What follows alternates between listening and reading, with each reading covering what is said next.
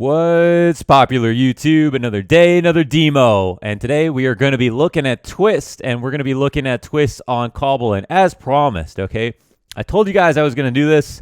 I promised I was going to do it. From now on, I'm going to make sure that I'm logged into the website known as hltv.org just so that I don't blind you guys after we come out of full screen. That's right, dark mode is on for HLTV.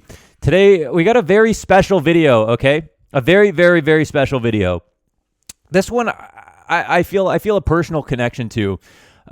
This is going to be a video about Twistzz and his career as a player, and him now joining FaZe after achieving what any player wishes that they could achieve with what he did on Team Liquid, right? Like he reached levels on Team Liquid that went beyond a major, right? He won a Grand Slam, he won a Cologne, he won a string of tier 1 events. He got the top one in the world. He did everything but win a major, but at the same time did more. Nothing, and was a huge part of that as well on Team Liquid's rise to the top in 2019.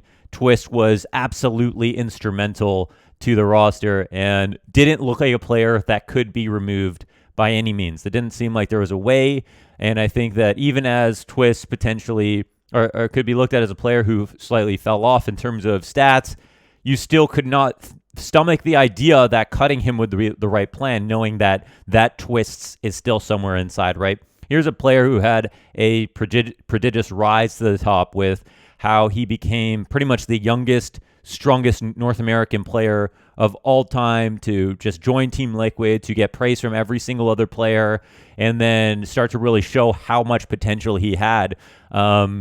And then to know that he's only still so old at the time of leaving Team Liquid, and just even like in the end of 2019 thinking what's going to happen if we let Twistzz go to another team, and then he's motivated again and he can take over. This is a scary thought, I think, for Team Liquid, and it's also a thought that, you know, if you're on his team, do you want to see Twistzz go somewhere else, play well, and then wonder, was there more that we could have done to reactivate that Twistzz?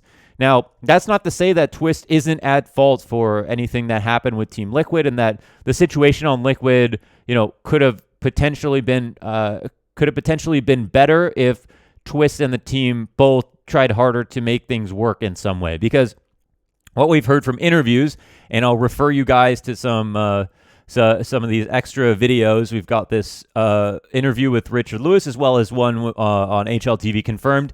I haven't finished watching these. I've watched some of both, and I've talked to Twistzz a fair amount at different events and stuff. But I'm not here. I don't want to provide too much conjecture. I do want to try to give some kind of personal angle on this, as somebody who I feel like I have a view of Twistzz that I feel like it's non-disparaging. First of all, it's only to reaffirm what you already see in terms of these interviews, and that's of a Twistzz who is a very honest, very open, very direct person. And I think when you watch these interviews, you can be sure that this is the same way that he speaks to you or anybody in real life. I think I went to ESL, would have been like Pro League finals in Dallas, I think, and I did an interview with Twistzz, and Joka Steve, who was on Liquid, the manager of Liquid, said, we don't like letting Twistzz do interviews because he's too honest. That's his biggest problem. It's not that he's too shy in these interviews. He kind of comes off as a shy person, but then as soon as you ask him a question, like immediately he'll just give you everything. And that's not something you get, you know, with a lot of players. And I think this ties into a few things. Number one, this has made him a very personable character in the scene and somebody who has a ton of fans. I think, first of all, he's very relatable, right? He's on the younger end of things in terms of top talent, prodigious rise again, notable results already. Plus, he's had kind of a complete transformation physically, like his hair, the tattoos, the working out. Twistzz is a player who I've seen as an incredibly disciplined person. When I remember going to events where I'd be at the gym at 6:30 at my most disciplined peak, you know, getting ready to run at 6:30 a.m. and Twistzz is already there doing core exercises on the yoga mat for an hour. And I remember thinking, damn, this guy is really I remember Ravenna was Twistzz doing the core exercise in the yoga mat, and then right beside him was Edward from Navi meditating on the yoga mat. I remember this. But yeah, Twistzz has always struck me. I mean, there's just so many things about him, I think, that has drawn a lot of fans in towards Twistzz and made him a very popular character. And I think that the same things that makes Twistzz powerful, and the same things that has shown us Twistz's peaks and explains how he can become so good so quickly, I think also have shown where, the heels might be a little bit. I think that Twistzz, as he's talked about openly, as a person with a lot of baggage emotionally that's come from his past. He's lived a painful life, and that's something to be worn with pride, especially considering how far he's come. And it's not something that I'm pointing out to take away from who he is today at all. And in fact, the opposite. I'm using that to say, he talks about his past being bullied and not living in a comfortable situation at home, and him and his mom having a really great relationship, but different types of situations with his father, and then his his mom's future boyfriends, and situations like that, and talking about surviving those and living through those, and him explaining how gaming was an outlet that allowed him to kind of escape from all that, and also it gave him a way to kind of prove his value and his worth. And I think that a lot of his pain, from what he said, really has fed into how much power he has as a player. But then we talk about Team Liquid and their issues, and he puts some blame on himself a little bit when it comes to the fallout with Team Liquid and where he was at emotionally when he kind of talks about things. He kind of frames them he kind of frames them by how he was feeling at the time in this period. He references the break before the major in 2019, but where they lost to Astralis and then things went downhill. His emotional state at all these points. And I think that, of course, you're younger, you're carrying a lot of emotional baggage. These things can affect you negatively, just as it might be a powerful tool for you, in the same way that, Twistzz maybe have used that to give him strength to achieve the heights that he did as quickly as he did. And so, for all these reasons, I love to talk about Twistzz, and I love to follow his career as a player, and I find it very interesting and very appealing to see him joining a new team now in FaZe Clan. So this topic is kind of near and dear to me. I'm very interested to see what happens. And also, I really want to tie all of that in to maybe a bit of conjecture on my part. I don't know if this will be actually the case. It's just speculation, but of course, this is just speculation like I would speculate about any other player. And the idea is that if it is the case that Kerrigan comes over to FaZe and Twistzz plays under Kerrigan, all I would like to say is I think that is a very appealing prospect. I think that what we've seen from Kerrigan in this past year is that he can be responsible for kind of dealing with a lot of young up-and-coming players and making them good, activating them, giving them trust. I think that's what if there's anything that Kerrigan can do, it's being a talent scout, and it's also helping other players play well. When we look at, for example, the contrast between the players that played on FaZe, which is funny because it's all ending up on FaZe now, like BMass, and like, okay, Brokey was an exception because he just really is, kind of a one in a million, and how well he just did everything himself. But the players that came onto FaZe, under Nico's FaZe, they were shoved into bad spots. They were not playing well. They were not given a lot of respect. BMass has cited in an interview saying that if he was play on FaZe again, in an interview I did with him, I asked him this. He said he would take the spots that he felt like he deserved. He wasn't given a lot of space. And then as soon as he goes over to play with Kerrigan, in the last few months of last year, we see what kind of player BMass can be, right? We see how good he actually is, and how good he can be when he's utilized well. And we see all of Mouse Sports rise with Kerrigan's form, and with a new coach, with Mither coming in, and the system improving. And that is why we have a lot of faith in Kerrigan as a caller, and he's shown a lot. And now we think about Kerrigan going over to play with FaZe and taking on a player like Twistzz, who honestly, coming from Liquid, is kind of an interesting thing, because I feel like one thing I know about Twistzz, personally is that he always had a lot of respect for Nitro. Like, this is a friend of his. This is somebody he respected as a caller. I think there were downtimes on the team where it felt like, him and Nitro on one side, and sometimes it wasn't always, and that's where there might have been a little bit of a split in the roster. And when Nitro left the team, I think it was a loss, not just for Twistzz, for the roster, of course, in some different ways, where Grim was obviously a firepower upgrade, but they lost a tactical leader, and they lost someone who had, of course, a ton of experience, and they lost Dren at the exact same time, who is also a tactical coach. And then they brought in Moses, who is an emotional leader, and then they brought in Grim, who was an upgrade in firepower.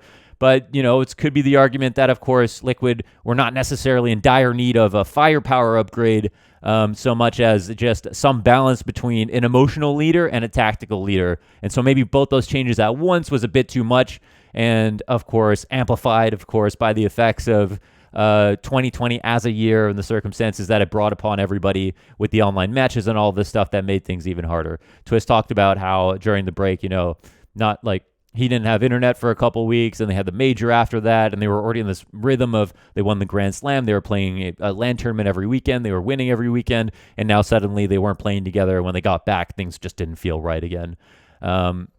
And I think that what I feel like Kerrigan would be the perfect new Nitro. I want to put it as plainly as that. I feel like what makes me most interested in this is just that I know that Kerrigan works really well with raw talent.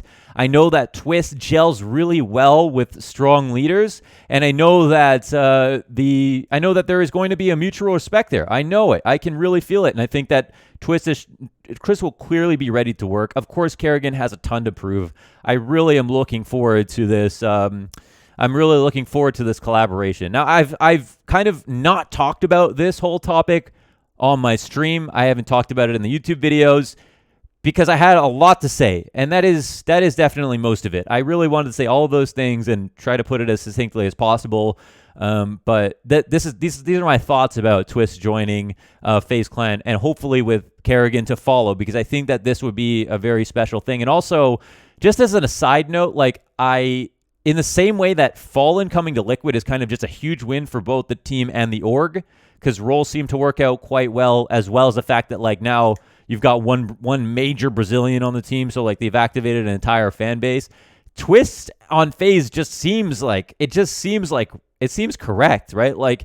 It's like peanut butter and jelly, really. Pie Thrower made a meme about Twistzz joining FaZe with Twistzz in the FaZe jersey, and it just looked real because it looks like he belongs on FaZe. I feel like he fits the brand aesthetic so well. He's really got the flashy plays and mechanics. I feel like he could have fit into that major winning FaZe lineup as that, one North American player potentially with the incredible aim. I feel like there's a lot of things here that just make sense about Twistzz going to FaZe.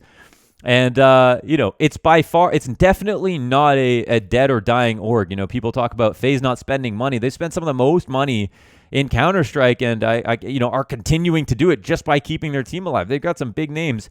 And of course, they freed up a little bit of cash by selling Nico, which was a nice one for them. But I think they are pretty committed, and especially I think if we get Kerrigan, we've really got a resurgence potentially for FaZe Clan, and Twistzz could once again be at the helm of it.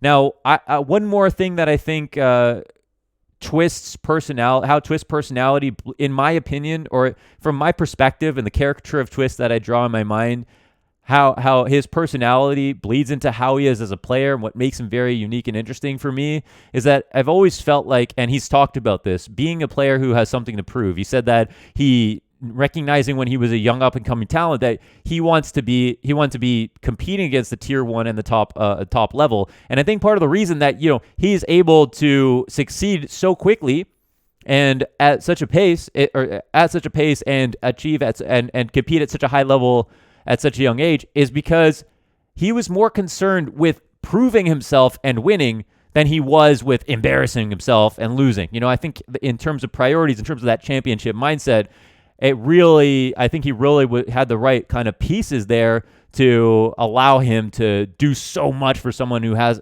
do so much for someone who had kind of no other person to look up to. If that makes sense. I think it's always more impressive when there wasn't someone before you who was younger than you, who looked like you, who reminded you of you, who did it before you, right? Because that It's like I used this reference before, but like the Roger Bannister 4-minute mile, 4-minute mile, I believe, where once he did that, everybody broke the 4-minute mile. I think it was 4. It's not 5, right? It was 4. I can't remember. It was a long time ago.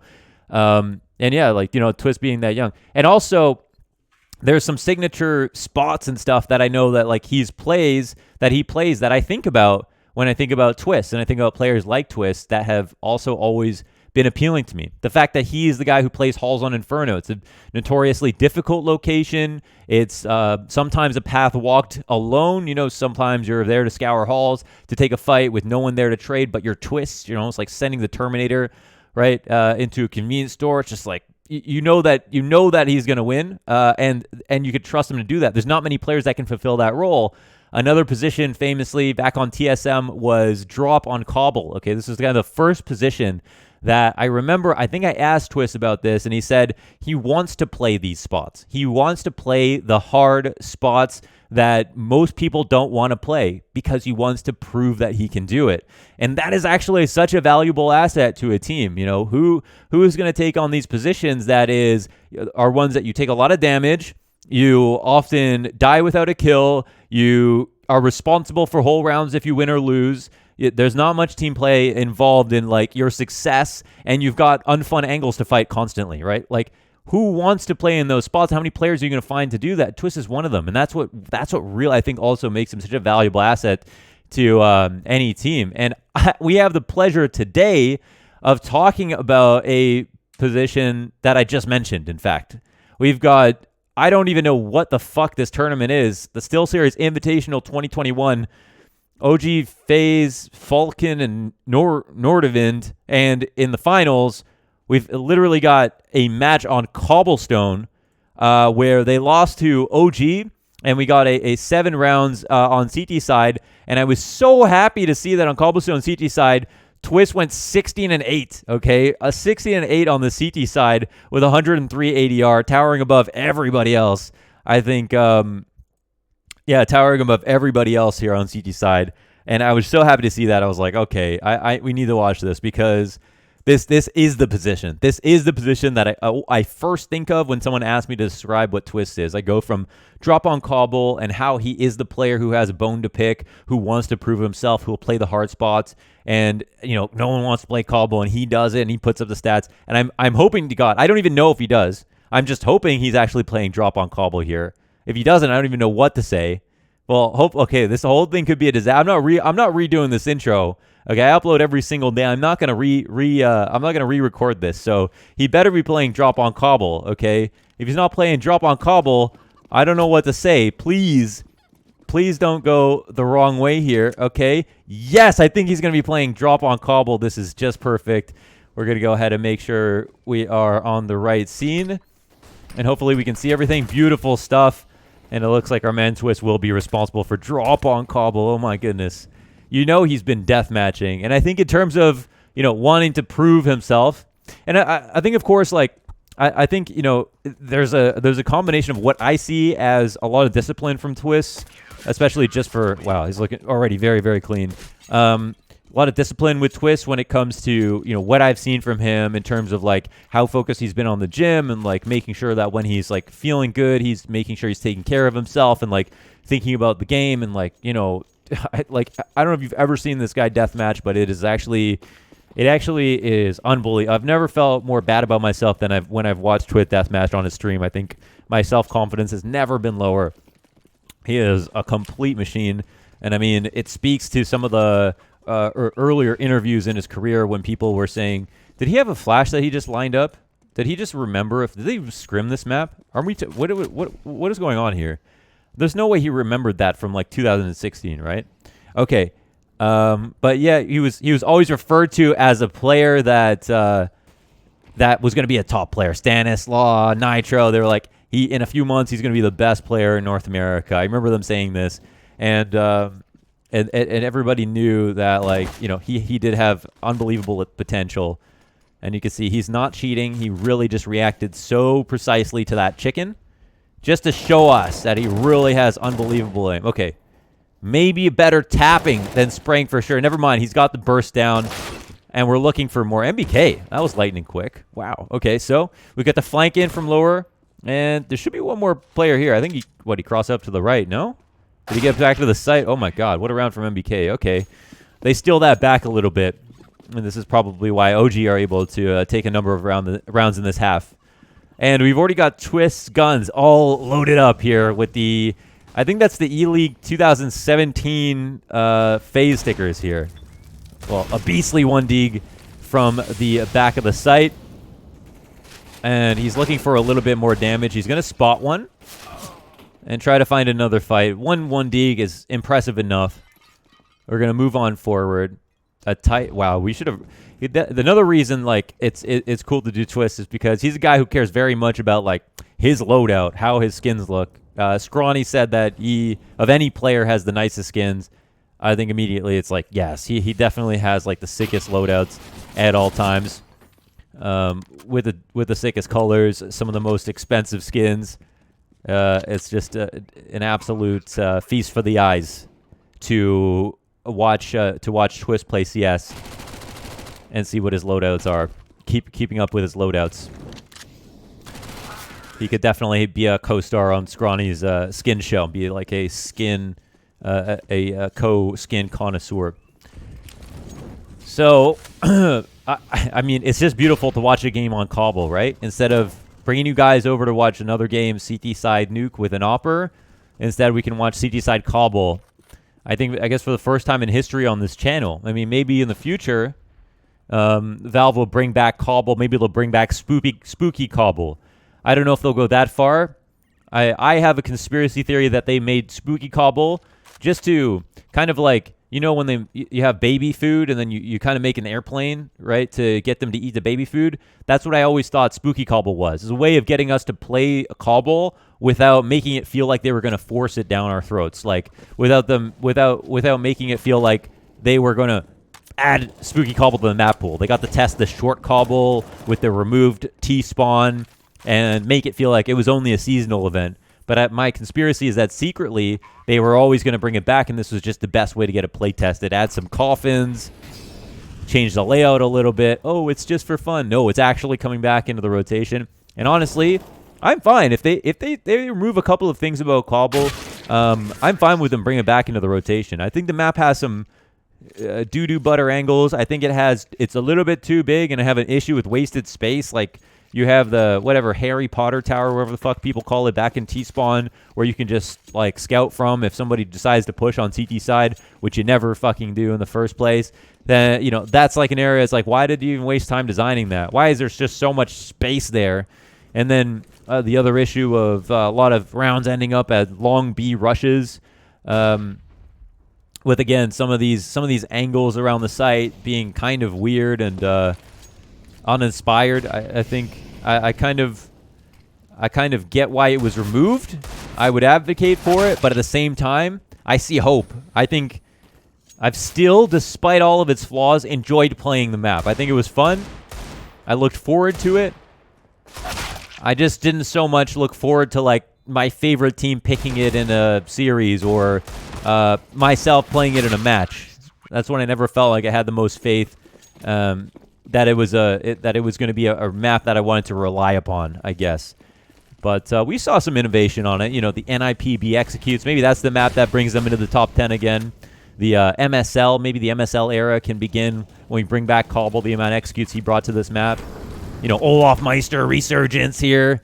If we get him back into this map, and Issa, I think he's a little bit too young. Doesn't know what map he's on right now. Tries to walk forward through the corner of a smoke, and it gets ass blasted by Twistzz sitting there, wondering why this game is so damn easy. I'm sure everybody is really excited to see Twistzz come back as on a team like FaZe. I think there's a few teams where he could have landed. That would have been incredibly interesting, and I feel like FaZe is definitely one of them. I'm so curious to see what will happen if Kerrigan gets on the roster in terms of what he can help with molding Twistzz. You know, giving him a lot of freedom, but hopefully also making sure the team is directed well.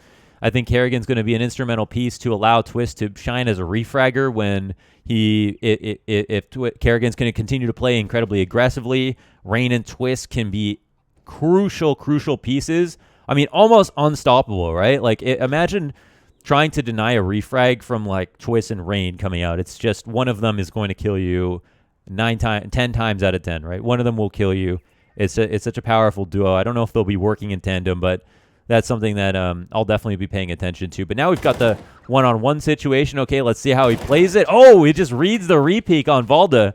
Valda doesn't know what hits him. Peeks out just after Twistzz, so he can't react in time. Such a good read there. And, you know, Twistzz is not a player who's all aim, no brain. Like, he has the mechanics of any notable mechanical player in history, right? He's up there with the Shrouds and the Screams, right? Absolutely Twistzz is. But he's also, you know, a super intelligent player. I swear the only thing for Twistzz may be relying upon or being a slave to motivation more than is good, more than is healthy, right? Because, of course, you've got a long, arduous journey as a professional player. There are going to be ups, there are going to be downs. It is going to be a job more than it is a hobby. It's going to be something that's unfun to do a lot of the time. It's going to be tough when you go through downtrends on rosters and you've got to stay up during those periods. And, you know, through all that might be a little bit too taxing for the kind of player or person that Twistzz is. And, you know, that might be the only thing that holds him back, I feel like. It feels like when we talk about Twistzz, it's like as long as the motivation's there, there's not really a question about, like, is he smart in the mid-round? Is he smart in the clutch? Can he aim?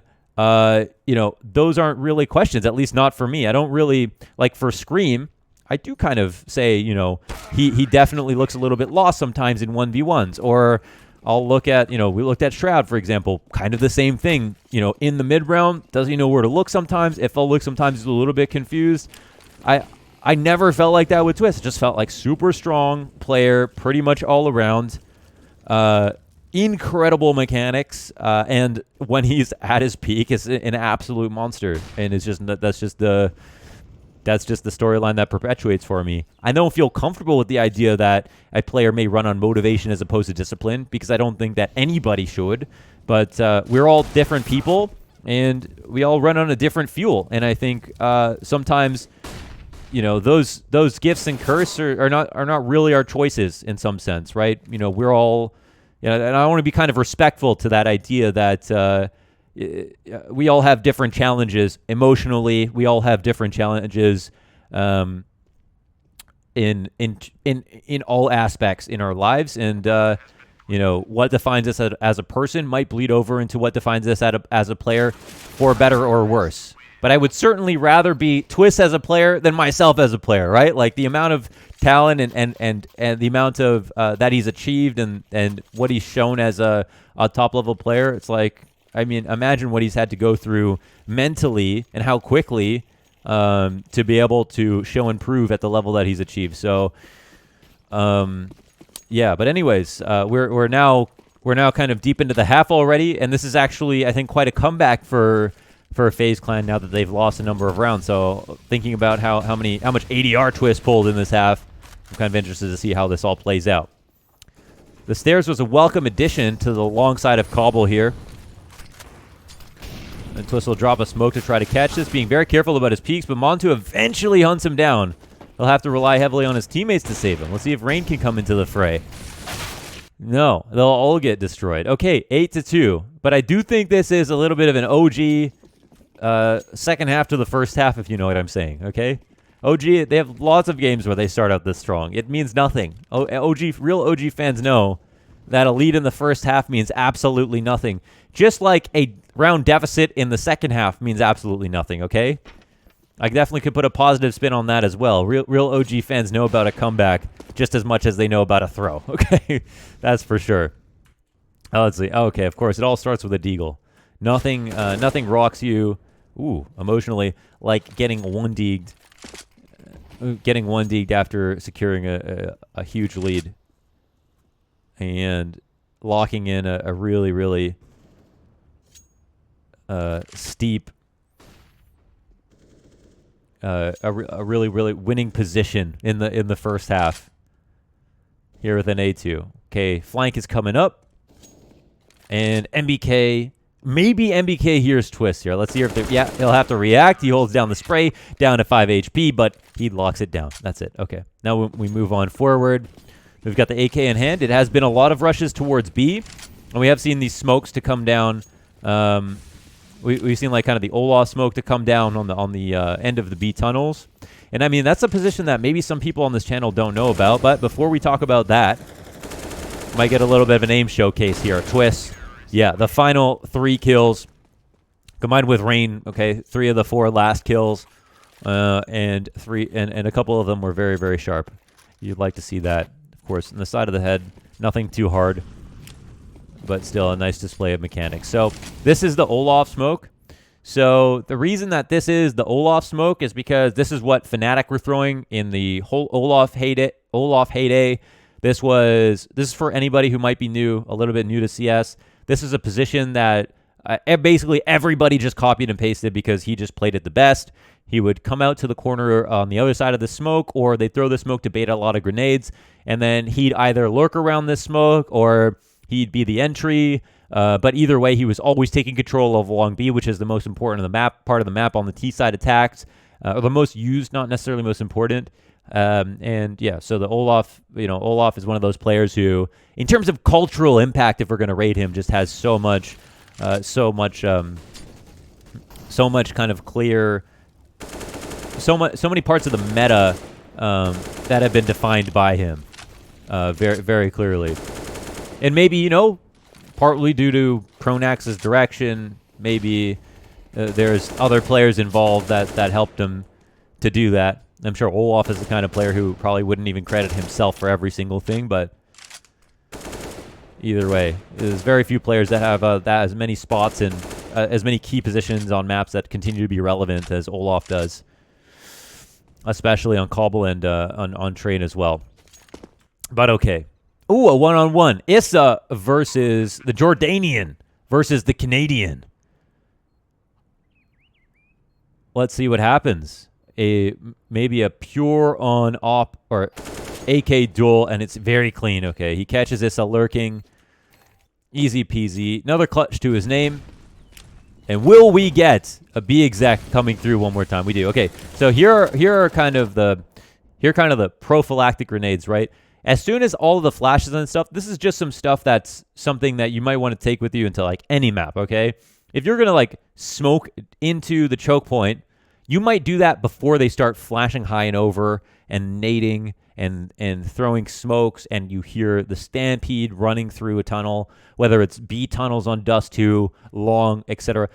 You should change, okay? You should change where your nades go based on where you think they're going to be by the time your nades land. If you don't just, even if you come out saying, I'm going to smoke long B at the beginning of the round, but you hear that they're already going to beat this spawn, you've got to change up what kind of grenades you use. And smoking down in the site is actually totally good. I mean, sometimes smoking down in the site can be better than smoking on the choke point, especially if you don't have a good way to watch the choke point itself. So we see that, that his flash goes high and over to the outside to defend against people who might be rushing out. He uses the smoke a little bit differently. He takes a step back, and then he fights from a new position. This is just a very kind of simple adaptation that on a fundamental level you should be thinking about, and you shouldn't really have to read a rule book to figure out what you need to do, right? You just are trying to judge where you think people are going to be and where your nades will be effective based on that.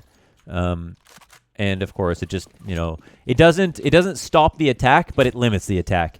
But that's much better than throwing a smoke in the choke point and then just getting out of the smoke, and then you're out in the open with no smoke on the site, and suddenly you can get swarmed, right? So again, of course, there's no choice but you can counter a molly with a smoke, but you can't counter a smoke with anything. So if someone throws the Olaf smoke like this and they connect the boxes to the end of the choke point, you have no choice really but to respect it and watch the outside of it. And now that smoke is going to come up. Let's see if they decide to go for some kind of double peek, or if they're just waiting here for the attack. They're committing pretty heavily, so if it's anything towards A, they're quite a far rotation. The flash comes out. It's a bit ill-timed for the peek, but no one dies, and now he kind of escorts, as I talked about in the last video, escorts Olaf to this position, leaves.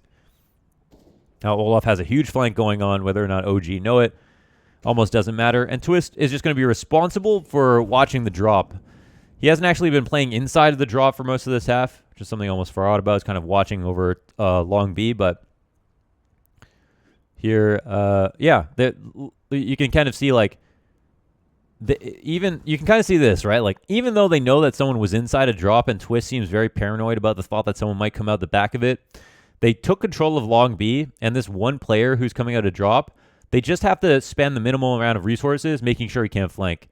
But they know that there can't be more than one, or there probably isn't, and that the rest are over towards A. So look at this rotation. You've got the lead off from Twistzz. You cover the one position where you know there might be a bug waiting for you, and then you've got the big rotation, that flank to come in, that punishes a team for taking too long if they haven't put enough pressure on the other side of the map. So, this results in basically the round one in Twistzz mind, or in FaZe's mind, before any kill even comes out. As soon as Olaf turns the corner on mid, he knows that the round is pretty much over. There's nothing that can be done, and then they quash the rumor that there was actually somebody in drop in the first place when he actually did fall back. So that's kind of interesting. Get to watch a match on Cobble. Now, it's not a map, of course, that they're probably scrimmed, even though they had a lineup for a flash or two. I think I guess, I don't know. Did they win some money here? Let's take a look. 10 grand? Okay. I don't know what this is, man, but I guess it's a good bit of advertising. You know what? They're playing old maps, so, that's actually really cool. I actually like that a lot. Let's do that more, to be honest.